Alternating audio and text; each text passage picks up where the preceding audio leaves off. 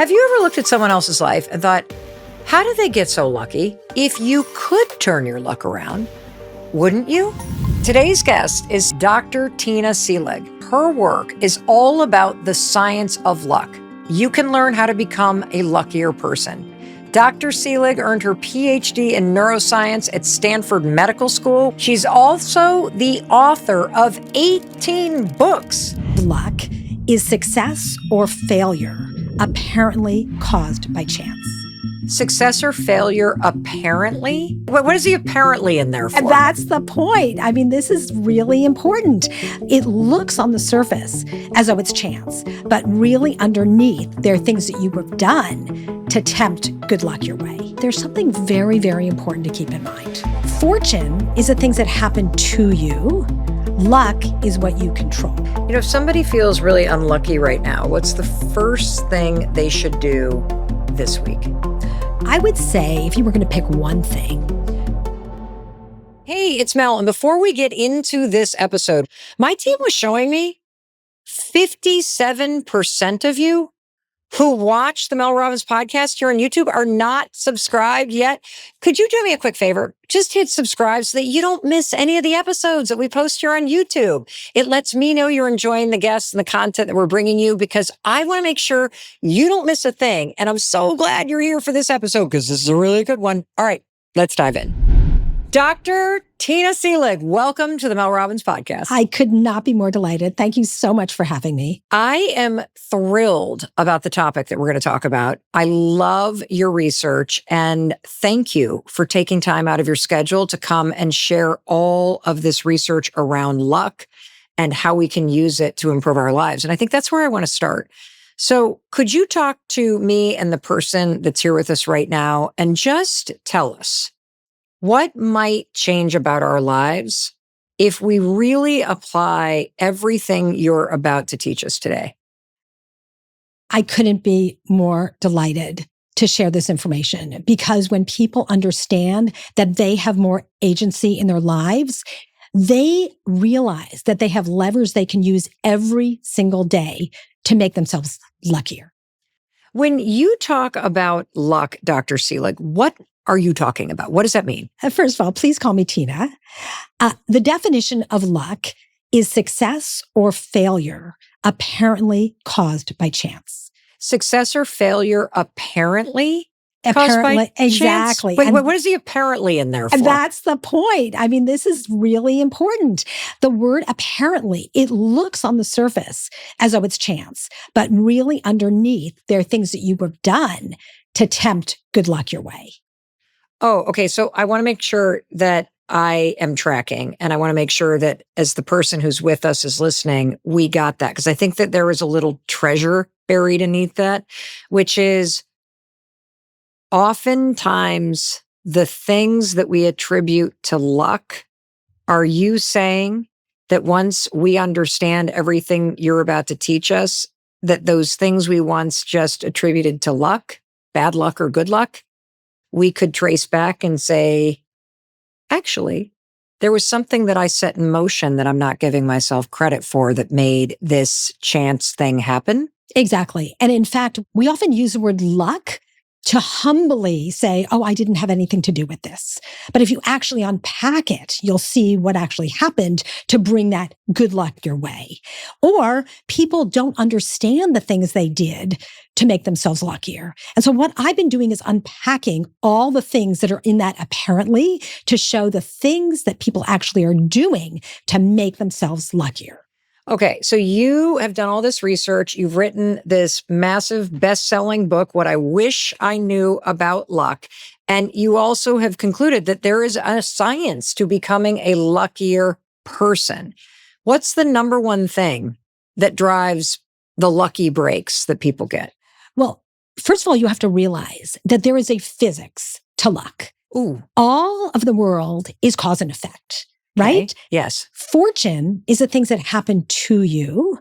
Luck is what you control.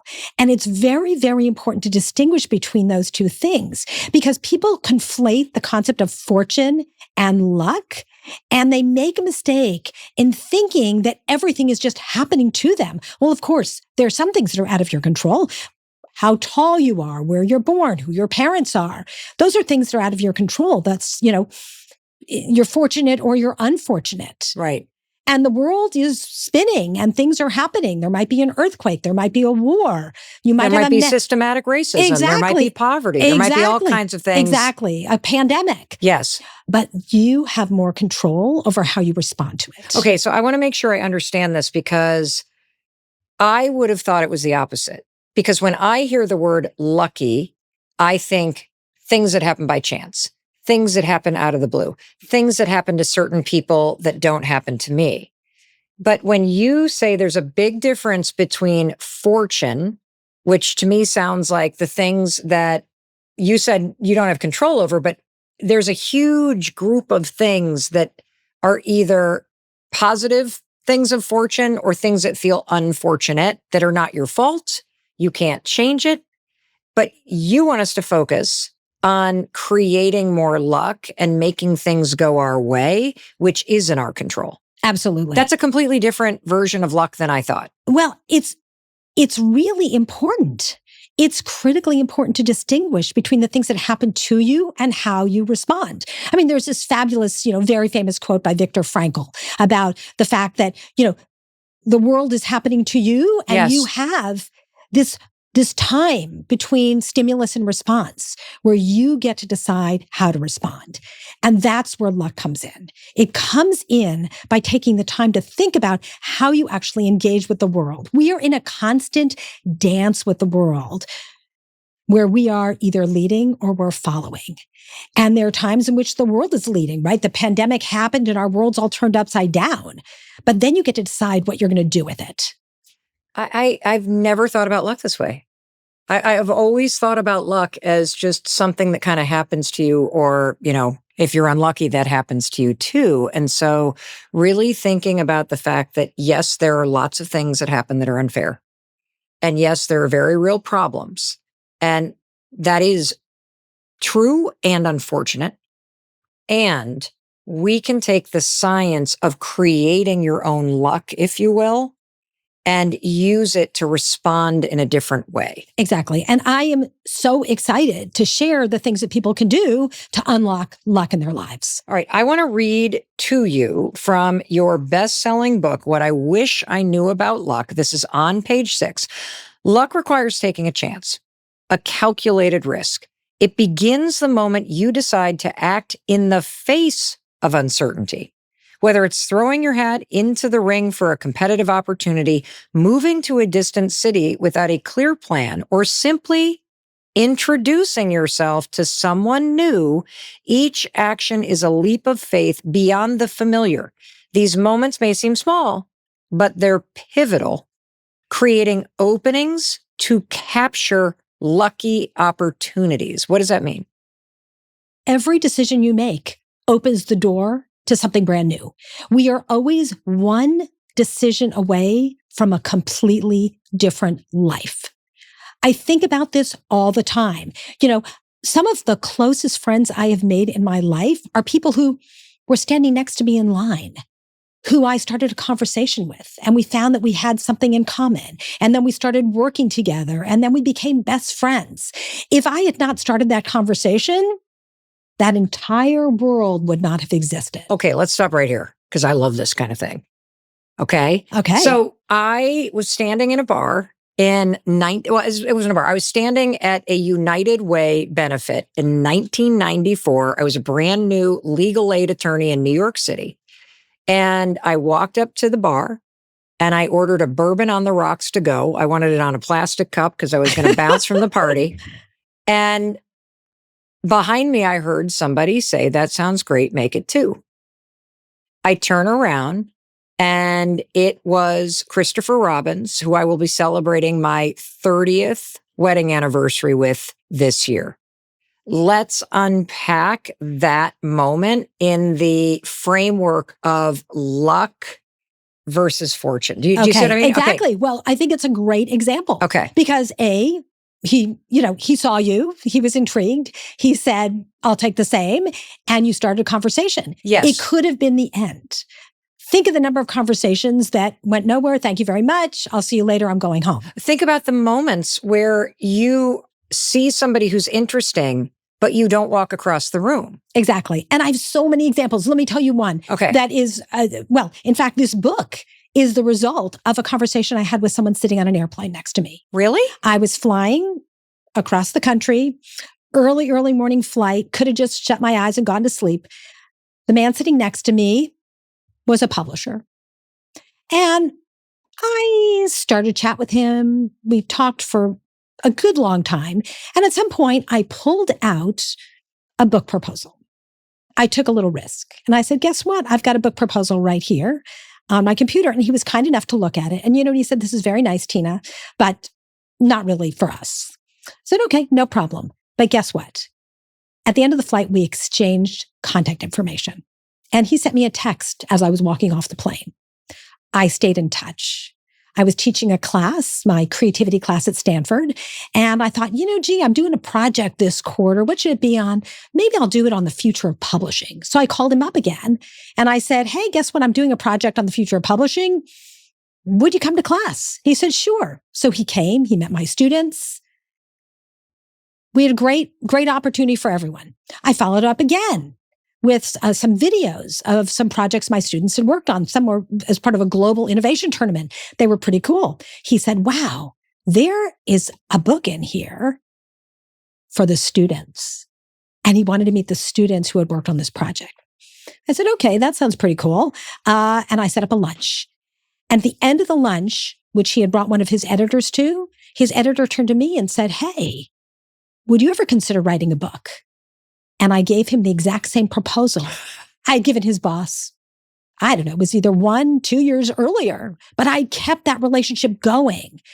That was the point. There were all these little choices I made that ended up leading to the publication of What I Wish I Knew When I Was 20, starting with the conversation with the man sitting next to me on the plane. So do you want us to think about luck really more as something you create through the actions you take? Exactly. Versus something that just happens to some people versus others? Exactly. But here's the important thing, Mel. Okay.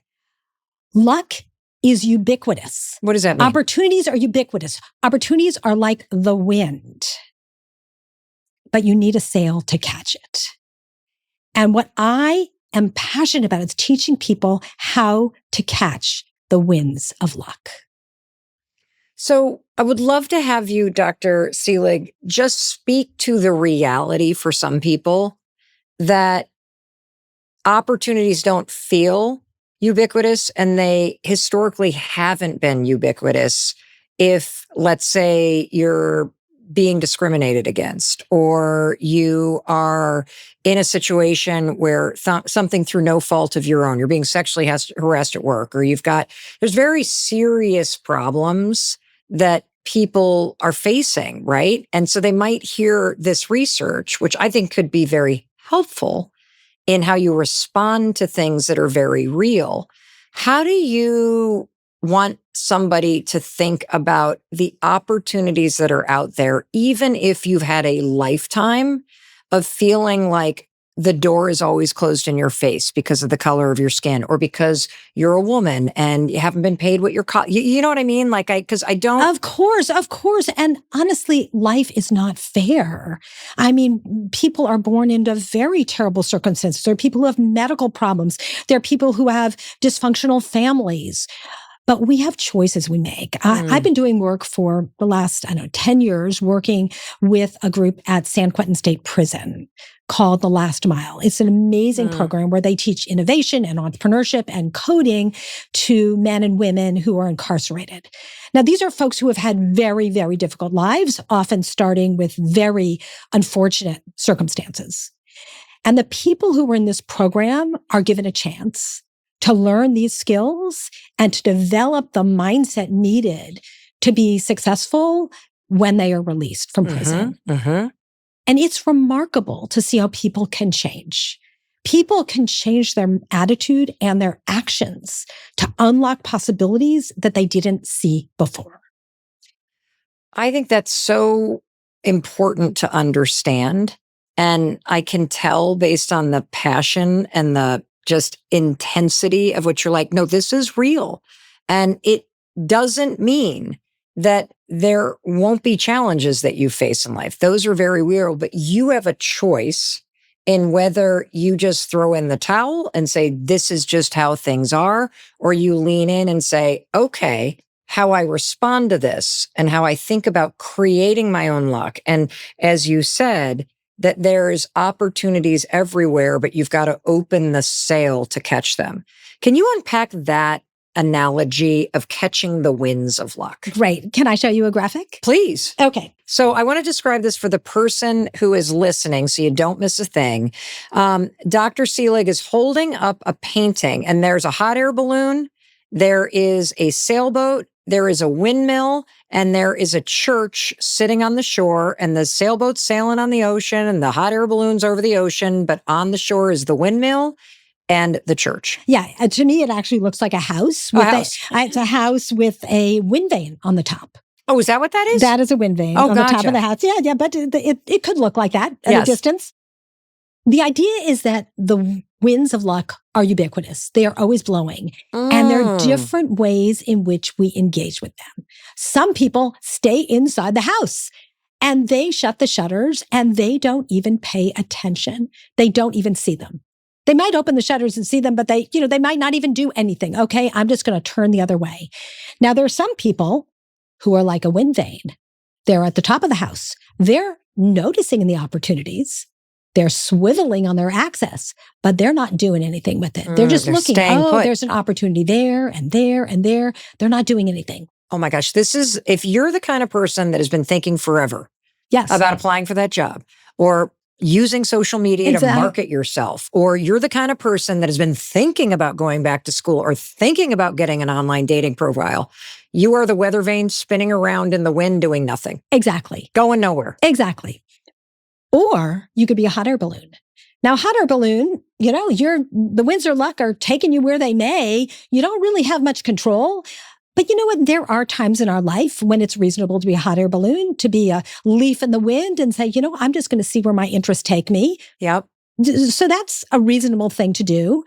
But then once you start seeing an opportunity where you go, wow, there's something here, there, you can become a windmill. And a windmill is where you are really capturing the winds of luck in that local area, and you are harnessing all the luck. So give me an example of that. Okay, you get a job somewhere. Yes. And you go, okay, I am going to be the best I can in this job. Got it. I am going to see what I can make of this. And in fact, one of the things I tell my students is you don't get a job, you get the keys to the building. You go, okay, I'm going to see where this takes me. Oh, I love that. Hold on a second. I want to make sure that you really got what Dr. Seelig just told you, because this is something that I am sending this to all three of our adult children right now.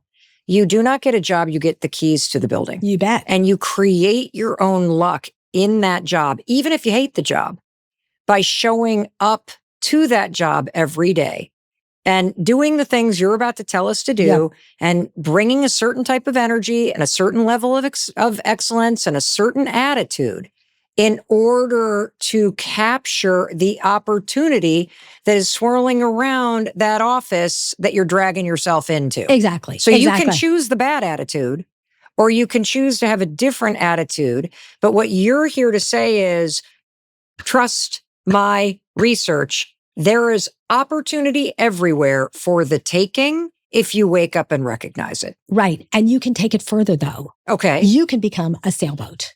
And how do I do that? The sailboat is looking for the luck. It's out there searching for the winds of luck, right? You can be capturing the luck like a windmill where they are locally, or you can be a sailboat where you're out there with a goal, a specific goal in mind, and you're saying, how do I get to those winds to get me to that destination? Got it. So let me put this down because it's kind of big. And I want to talk to you about how to become a sailboat. Okay. I want to talk to you about that. Because if you want to be a sailboat to capture the winds of luck, there are 3 things you need to do. First, you need to build that sailboat. The next is you need to recruit your crew. And third, you need to hoist the sail. Okay. And this is very important to separate these 3 things. Okay. You build your sailboat. That's all the internal work. It's funny. Whenever I tell people I'm writing a book about luck or I'm doing work on luck, they go, oh, yes, fortune favors the prepared mind.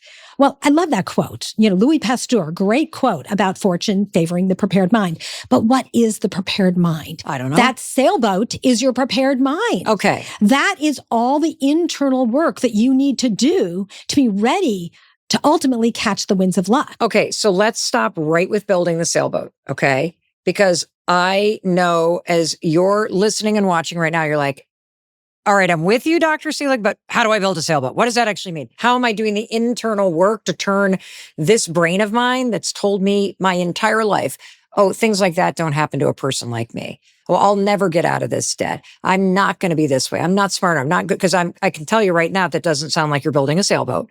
So what are the specific things that we need to do or know or change in order to take advantage of step one, which is you got to build that sailboat in yourself? Exactly. And it's very, very important. Okay. One is you need to know what your core values are. Okay. If you do not have those core values, which are like the keel under your boat that keeps you steady, you're going to be manipulated by people who ask you to do things that are not ethical. They're not legal. I mean, this is how people get caught when they don't have their core values. And in fact, I can tell you a story about what happened to me when I was young and I didn't know how to do this. I had taken my first job right out of graduate school. And it was a med tech company. And I was so eager. I was just wanted to do everything right. And the president of the company asked me to go to a conference. And it was a conference actually being hosted by a competing company. And he asked me to go not as a member of the team of this company, but as Dr. Seelig from Stanford. And he was my boss. Why should I question him? Yeah. I had never thought about whether this would be ethical or not. So I said, sure, of course I'll go. So I got on a plane. I went to Chicago. I registered Dr. Seelig from Stanford, went to the conference.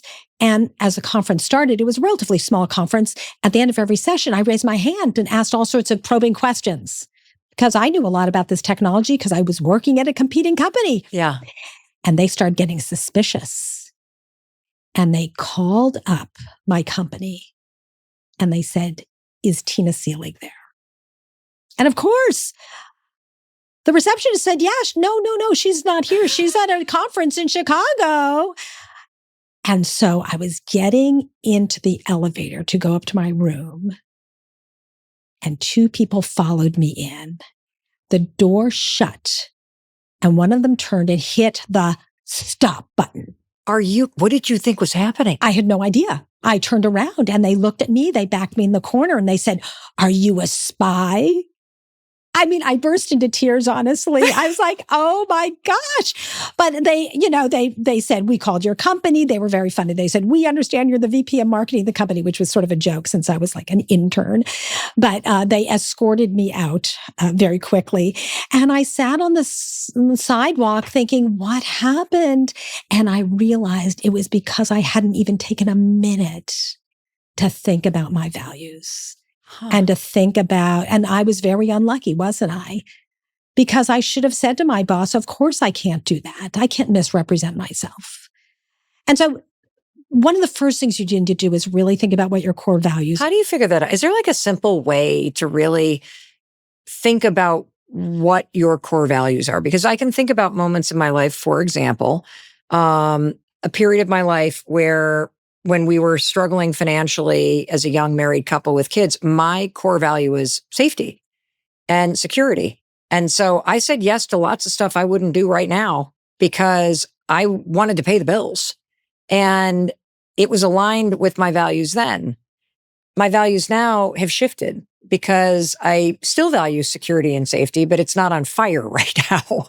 And so I have different values. But I think it's one of those things where it's not something that people stop and think about. So how would you recommend if the person's listening right now? Because I think we all want to be luckier, and we certainly want to open up the wins and like capture as much opportunity as we can. But how do you figure out what you actually value?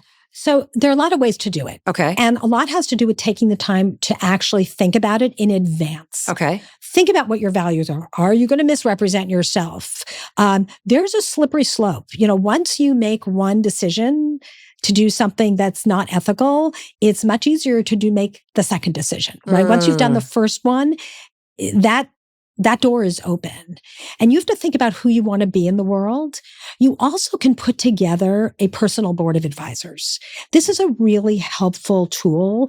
Who are you going to go to when you're asked to do something where you have a kind of a spider sense, where you go, you know what? This doesn't smell right. Who do I go to get some feedback? And it's also really helpful to have the ability to walk away. Now it's really difficult when you're in a situation where you're feeling financially really vulnerable and you go like, I don't know what to do. But oftentimes there's a case we used to use with our students many years ago about somebody who had taken on a lot of financial debt, bought an expensive house, moved to a new city, did all sorts of things that were expensive. And then when the company he was working for started doing things that were illegal, he couldn't leave because he couldn't afford to give up the job.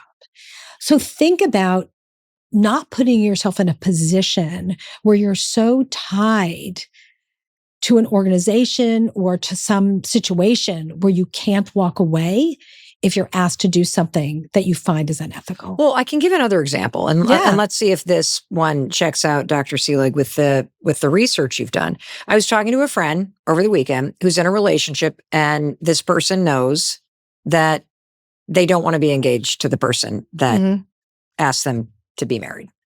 And she was going on and on and on about it because it's a very difficult decision. And she said, well, the problem is, I just really am a peacekeeper. And I said, hold on a second. That's what you were in your first marriage, which is why you were miserable. You kept the peace and you never told the truth. You, in this chapter, have made it very clear that what you value more than anything is being a truth teller. And I would imagine that if you don't understand what your core value is in terms of why you want to be even in like a romantic relationship, I want to be with somebody where I can be fully myself versus constantly suppressing what I feel and what I need in order to make somebody else happy, you will never, ever, ever build this internal sailboat, and the winds of chance are going to steer you to all kinds of relationships because you don't realize you actually value that rather than just companionship. Does that make sense? Exactly. And that's just one piece of the puzzle is your core values. You need to know, which is sort of tied into what you just said, the story you tell about who you are in the world, right? We each have a story of who we are, and that story is always shifting depending upon who we're with and how we feel about ourselves, and the ability to own that story. This message is brought to you by Apple Card. Spring always feels like a reset. Clearing things out, simplifying what you don't need. Apple Card is built with that same idea in mind. No annual fee, no late fees, and no foreign transaction fees. No fees, period. Get started and apply in the Wallet app on your iPhone today, subject to credit approval. Variable APRs for Apple Card range from 17.49% to 27.74% based on credit worthiness. Rates as of January 1st, 2026. Existing customers can view their variable APR in the Wallet app or at card.apple.com. Apple Card issued by Goldman Sachs Bank, USA. Salt Lake City branch. Terms and more at applecard.com. If your story is really awful, I'm not smart, I'm not good enough, nothing ever works out for me, how do you start building this sailboat? Great. So you need to understand that you can do little experiments every day. Okay. You need to be willing to take some risks, to get out of your comfort zone and to try something different. Okay. Now, let me ask you now. Yes. And please call me Tina. Okay, Tina. Sorry, I keep calling you Dr. Seelig. Sorry. It's okay. Are you a risk taker? Absolutely. Okay. Most people answer yes or no, but risk is much more nuanced. They're all different types of risk. I should have said depends. I know, but you said See, yes. you're so smart. Okay, it I'm depends. like, yes, I take a risk. Of But course, I always take a calculated risk. Exactly, but think about the Because different I'm types not of a hot air risk. balloon just throwing caution to the wind. Exactly, but think about the different types of risk. Let me show you something. Okay. This is the riskometer that we use in our classes, where students map their risk profile. Okay, now I want to just explain for the person who's listening right now, because we're going to walk you through this. And as Tina walks us through each of the 6 different types of risk that you're going to be faced with in life, I want you to think whether you have a high or low tolerance, because you're ranking it 0 to 10. And all she has is a circle, and there are 6 different points on it. And she's going to walk us through it right now. And as Tina walks through each of the 6 types of risks, I want you to be answering this for yourself, because I think this is a really interesting way to get into values. Exactly. And to figure out what type of risks you're comfortable taking and where you want to stretch. Okay, great. So let's go through each one. Right. So this is called a spider chart. It looks like a spider web. Yes, it does. Where the center is 0 and the outside is 10. Okay. So you map yourself on it. So let's try we're going to do this together. Okay. So I think you and I are actually pretty similar. Are we? So, okay. Yes. So physical risk, where would you be on a scale of 1 to 10? Oh, gosh. I'm probably like a 6. Oh, really? Okay. Great. And I want you to be thinking as you're listening or watching, okay, where am I? 0 to 10 on physical. Are you a big risk taker? Like my husband and my son. I'm just like, can we please bring it down from like a 9 to a 5? Exactly. My son was a very competitive cyclist, and every time he would go out on his bike, I would just hold my breath till he got home. My husband's a cyclist too. Yeah. And I'm like, can you not listen to music as you're like cycling down the road at 40 miles an hour? At least he wears a helmet. Okay, so let's talk about emotional risk. Okay. Telling someone how you feel. Oh, I'm a 10. I'll take any, because it doesn't feel risky to me to share how I'm feeling. Great. How about you? I'm very high. I mean, I'm happy to tell you that I love you. Oh, I love you too. And I love you as you're listening and watching. For somebody though that is like lower on the emotional risk, what might that feel like in your life that you would be scared of? It feels vulnerable to tell someone how you feel. That maybe you feel anxious, or maybe you feel scared, or maybe you feel, maybe you really like someone and you're afraid to tell them. Got it. Right? Okay, and so someone who has a high risk profile there was like, I'm going to tell you. Yeah. I always feel that you tell people things and you get data, right? Yes. You get some data back. Social risk. Now, talk to me about social risk. What falls in the category of social risk? Being willing to get up and give a toast at a wedding, giving a talk. Talking in a meeting at work? Exactly. Being out in front of the world. Being out there, and it's not emotional, but you're going to get out there and do something very public. I'll tell you. So the sort of things where I am giving a toast, or I'm talking in a meeting, or certainly because I've developed the skill of giving speeches in arenas, I have 0 fear about it. So I would put myself at a 10. However, when this show was nominated for a Golden Globe, I had never walked a red carpet. Mm-hmm. I am not at all comfortable putting myself out there in terms of a beautiful dress and look at me. And I would say I was about a 2. So isn't that interesting? I Yes. think this is fascinating, Mel. Okay. Because you had never done it before. No. But if you had done it 2, 3, 4 times, it would have been natural. Yes. It would have been easy. You're happy to make social risk because you've been doing it so much. That's and this true. is super important, right? If you start out saying, oh my gosh, this is uncomfortable for me, you can stretch. You started as a 2, but the next time you do it, you'll be a 4, and then you'll be a 6. And I'll tell you what, I'm not an buying 8. the dress. I'm going to borrow it next time. It turns out a lot of people borrow from designers, but I was the that's idiot smart. who bought it. Yes. Okay, for the next time, you'll be well, ready. if there is a next time. So, okay, let's talk about financial risk. Okay, so this is one where I would be a 0. I don't want to take any risk financially, because earlier in my life, the first 40 years, I took all kinds of risks. I was stupid with my money, racking up the credit cards, maxing out the home equity line, living in some sort of fantasy, like somehow I'm just going to get lucky. And even though I'm making all these dumbass decisions, this is going to somehow So now that I've experienced the pain of driving myself, now, you know what's interesting about this too? I can look backwards and see how my decisions created a situation where I was very unlucky. Yes. But I it was can your see, behavior. It was yes, the choices you made. Yes, there were like not everything. There are some things that swing that are unfortunate, but my decisions certainly put me within striking distance of having a major catastrophe, and that's what happened. Exactly. So I have to say, I have to assume you take some financial risk because your business, you have to be. We're like we are. I don't want to. I don't ever want to be in a situation where I have scaled a business too quickly that I then have to lay people off. Like there are 50 people that and their families that depend on the decisions that my business partner and I make. And so I think we're both very, very like risk adverse when we think about the implications of what we say yes and no to. Right. Okay. Fabulous. Yes. Well, now it's interesting because you might think that some people like venture capitalists have a really high financial risk profile. But they're always trying to squeeze all the risk out, right? Just like the person who's jumping out of the airplane, they're going to make sure the parachute is packed properly. Yes. So, it's very interesting that the more prepared you are, it doesn't feel like a big risk, right? Mm-hmm. You have this company with 50 people who depend on you.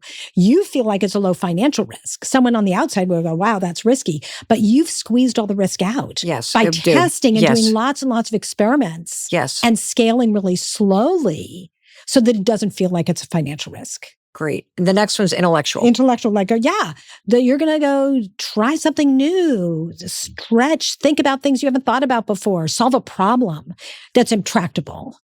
I don't even consider, I'm so intellectually curious. It's a 10. Let me ask you about intellectual risk. What are some everyday examples of what intellectual risk looks like in your life? It's usually problem solving. Right? It's you've got a problem that is in front of you and you're willing to tackle it. It's like, okay, I can figure this out. I'm a huge believer that every problem is an opportunity. The bigger the problem, the bigger the opportunity. And that's a real entrepreneurial mindset. Yes. And you can foster that. You can really develop the ability to take on more intellectual risks. So taking a risk means instead of feeling like life is running you over or there are no opportunities or nothing's going to ever work out, it would be an intellectual risk to say, well, maybe there's something I can do here. Well, let me give you a story. Please. I was asked to teach 1 week about entrepreneurship in the new design school at Stanford. And I was like, what can I do in 1 week?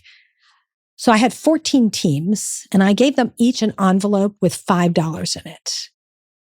And I said, you can brainstorm as long as you want, but as soon as you open this envelope, you have 2 hours to make as much money as possible. What are you going to do?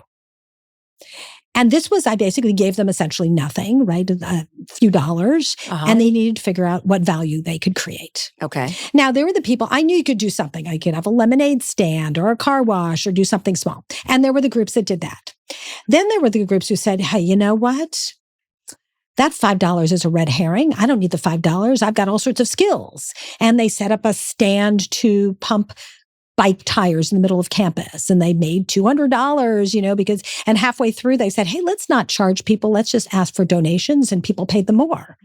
Or they made reservations at restaurants in Palo Alto and with long lines. And as the reservation came up, they sold the reservations. Oh, to people waiting in line. Waiting in line, yeah. So, but then there were the people who said, you know what?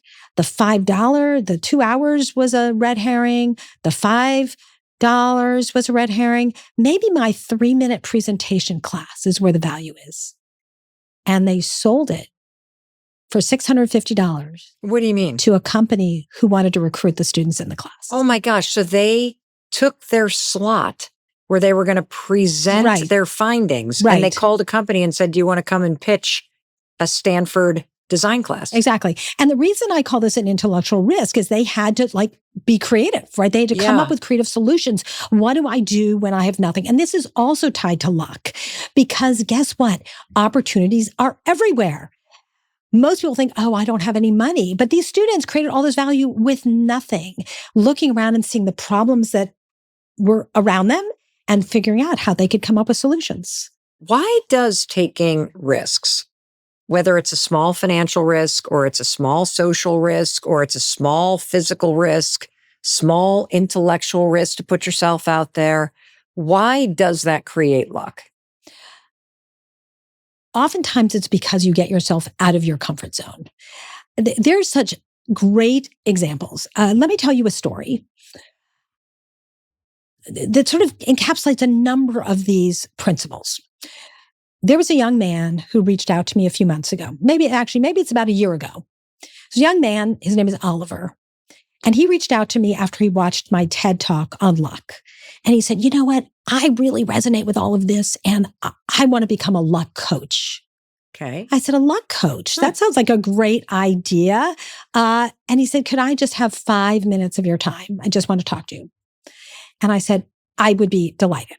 So I set up a time to talk to him and we had a really nice chat. Now, by the way, you could either look at that one moment and say, well, he was really lucky that you said yes. He was really lucky that it was you and not some curmudgeon professor. But I think your point is, if he hadn't taken the risk to ask for the meeting, it never would have happened. Of course. And so he's creating the luck just to kind of get you to understand, because most people think, oh, I should reach out to Tina. And then you go, but she's so busy and she's not going to have time. And I don't want to be a burden. And what do I actually say with the email? And da-da-da-da-da-da-da. So you talk yourself out of doing the thing that could actually create the luck that you want. Exactly. And it could have been that I didn't respond. Yes. Right? Because there are so many examples where you have to send a letter to 500 people before you end up getting a couple people who respond to you. Of course. But here's the thing. I did respond. I was intrigued. I had just started working on this book.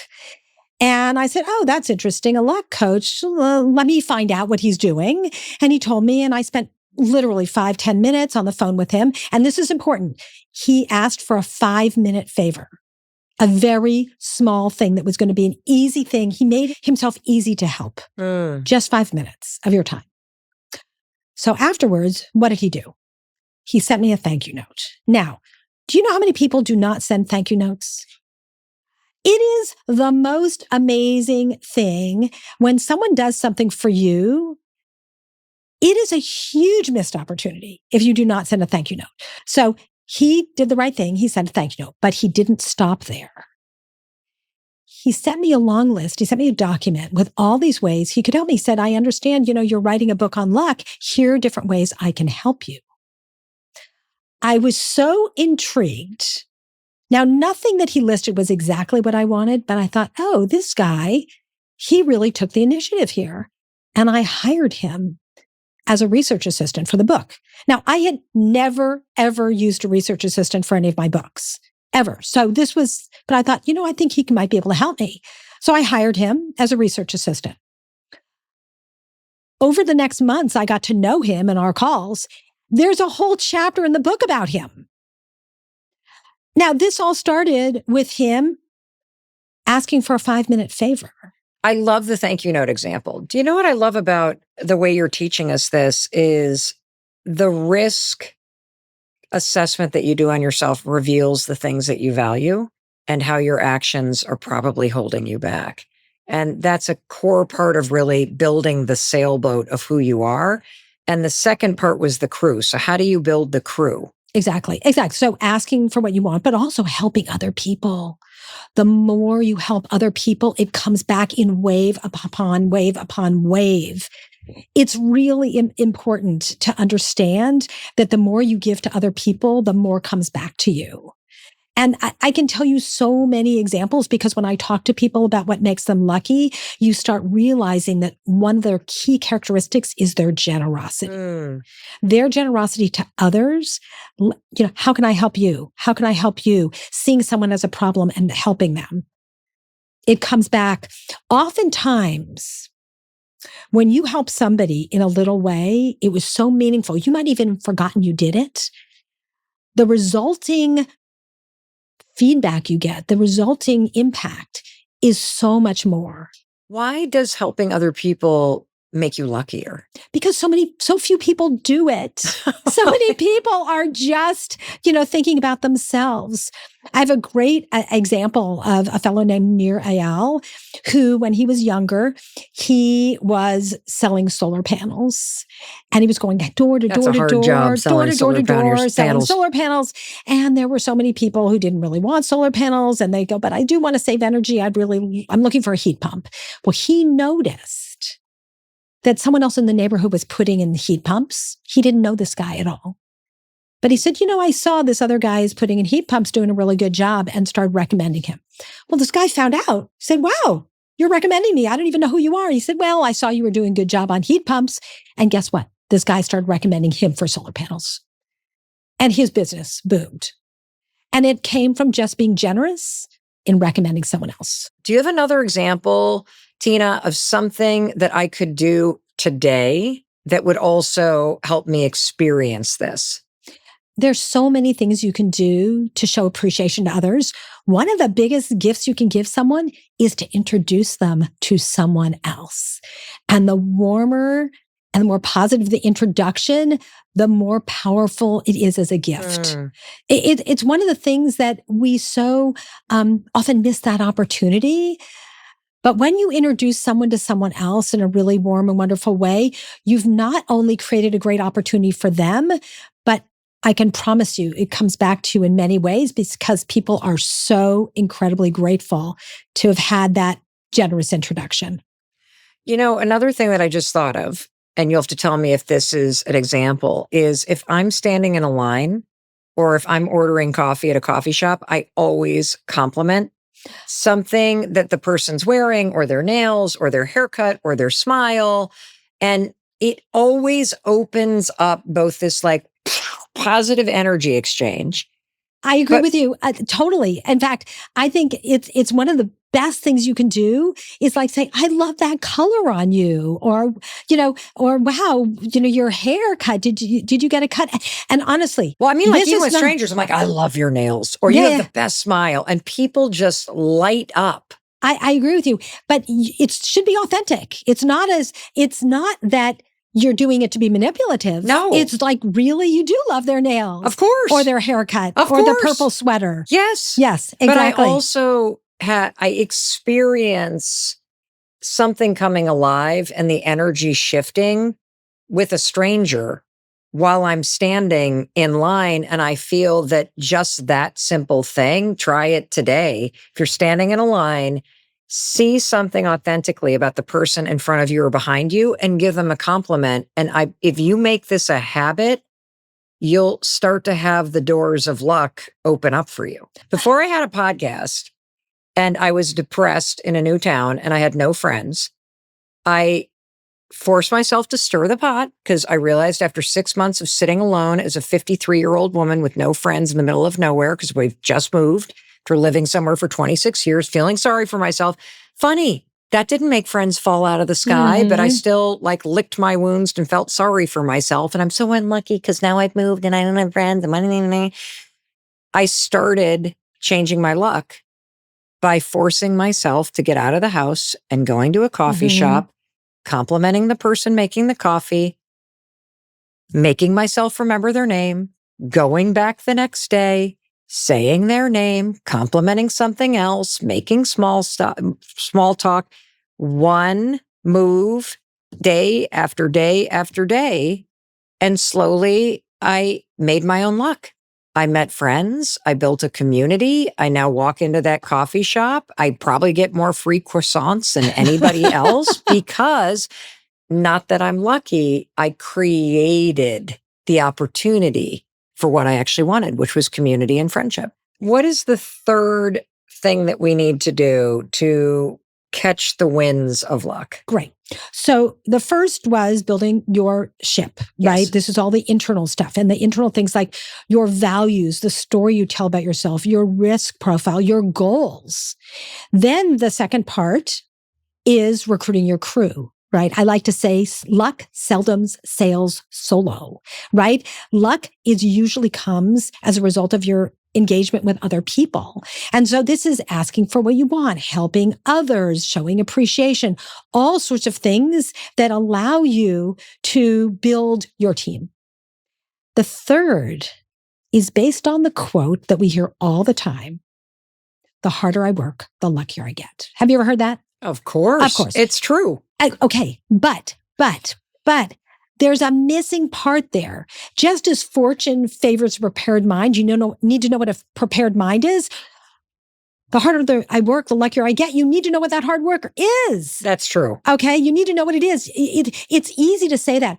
I've had a debate for decades with my father about this. Actually, I agree, because I've worked very hard spinning in place. So I'm excited for you to unpack that there's a certain type of hard work. There's so much you can do. And so much has to do with taking some risks, stirring the pot, introducing yourself to the person standing next to you in line for coffee, stretching beyond your comfort zone. One of the other ones that I loved is that you need to, quote, capture luck, that luck favors those who ask questions. Why does asking questions increase your chance for luck? Great. It's chapter 14 of your book. One of the biggest tools we have for capturing luck is being curious. And boy, you are so curious, right? I really am. And it really leads to a lot of luck does. because you ask lots of questions. And the more questions you ask, the more curious you are, the more you learn.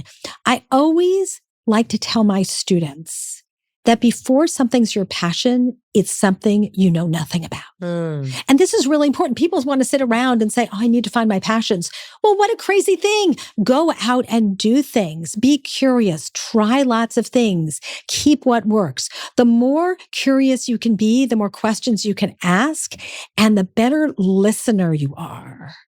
The better the more you meet people and listen and learn from them, you are going to walk away with things that you never knew before and opportunities that will present themselves that you never even imagined. Well, I love that we keep coming back to this framework that's reminding me, and I'm sure it's reminding you as you're listening or watching, that this research and this framework that you're teaching us about luck and becoming a luckier person is really about intentionally making decisions to put yourself in a position to have the things that you want. Because I think, common sense tells you if you want to meet the love of your life, you're probably not going to do it sitting alone on your couch, binge watching television. Exactly. And yet, and then you can sit there and just, well, I'm just really unlucky in love and I've just met the wrong people and That may be true about your past, but that doesn't have to be true about your future. And there are specific things that you're teaching us to do that can make you one of the lucky ones to meet that person at the bar in your pajamas, but it's going to require something of you. Exactly. We each have more agency than we may think. And there are so many levers at our disposal. There are like 20 different things you can do every single day, whether it's, asking for what you want, helping others, showing appreciation, taking some risks, learning to be more resilient, on and on and on, right? Resolving conflicts. But there's something very, very important to keep in mind. Luck is a long game. Luck is like investing money. You start out putting little deposits and it compounds over time. You need to trust the process, that the more deposits you make by doing these things that increase the possibility of good things happening, that they do. But I see people all the time walk right by opportunities. This is why I wrote this book, is because I see so many people. It's like they're gold coins sitting there and I see them walk by it. You have to have a mindset that there's a prize in every room. It's up to you to find it. Yes. And with that mindset, you find it. It's like the $5 project, right? Not everybody is sitting there saying I should set up a bike tire pressure monitor in the middle of campus. But once you were given the challenge, create some value, people did. Of all the tools that you're sharing, which as you're listening, and you're probably just like me, as you're listening to Tina, Dr. Seelig talk, you're probably like, okay, I could take a risk. I could see, I get it. I see how, like, sitting back, staying silent, hoping somebody finds me, not asking for what I want, not stirring the pot, not getting out of my house. I can see how I need to shift things. But if you're listening and you're feeling skeptical, maybe you're feeling a little beaten up by life, what do you want the person to know about how this truly makes a difference over time? Yes. It is critically important to realize that the choices you make today determine the choices you are going to have in the future. If somebody feels really unlucky right now, what's the first thing they should do this week? I would say, if you were going to pick one thing, yes, do something to stir the soup. Do something to add something new to your life. Remember, we are all one decision away from a completely different life. Apply for the job, introduce yourself to the person in line. Do something to stir the soup, to open the door to something new. Dr. Tina Seelig, what are your parting words? I wish everyone the very, very best of luck. And I know that the choices you make today are going to be reflected over and over again in waves and waves of good luck into the future. Thank you so much for being here. I love you. I appreciate you. I'm so grateful you're doing all this research for all of us. And there's no doubt in my mind that if you apply this, you will be luckier. Thank you so much. Well, thank you. And I also want to thank you. And I want to point something out. And I bet that Tina is going to say, Mel, that's right. The fact that you hit play on this episode, especially if somebody shared this episode with you, the fact that you stirred the pot in your own life, you took a risk and hit play, and you spent time watching or listening all the way to the end is an example of what you are talking about, Tina, that you took an action aligned with something that you want, which is you do want to be luckier in life. You do want life to break in your direction. You do want to open up the sail and capture the winds of opportunity. And I'm grateful that you spent the time listening and watching something that is really going to help you do that. And in case no one else tells you today, I wanted to be sure to tell you as your friend that I love you and I believe in you. And I believe in your ability to create a better life.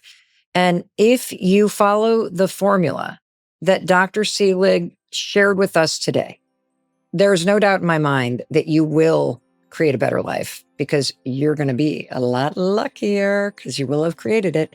All right. I will see you in the very next episode. I'll welcome you in the moment you hit play. And thank you for watching all the way to the end. Didn't you love this? I hope you're generous sharing this episode with people that you love so that they can learn all of this research and apply it to their life to create more luck. We all deserve that. And one more thing I wanted to ask you. If that subscribe button is lit up, would you please subscribe? It is free. It is the number one way that you can tell me and the team here at the Mel Robbins podcast that you love what we are doing. Remember, Dr. Seelig said, you got to ask for what you want. So I'm asking you for what I want. I want you to be a subscriber. That way you don't miss a thing. And it's how we know that you are loving all of the world-renowned experts that we bring you here on YouTube.